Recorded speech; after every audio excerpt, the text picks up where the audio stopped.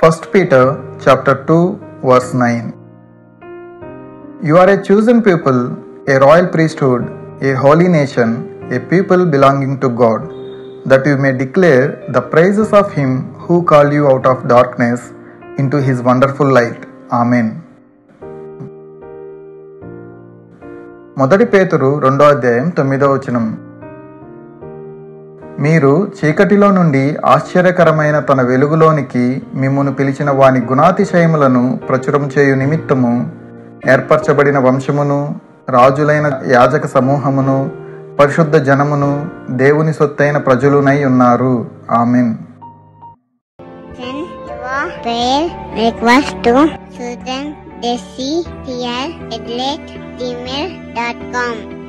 We will pray for you.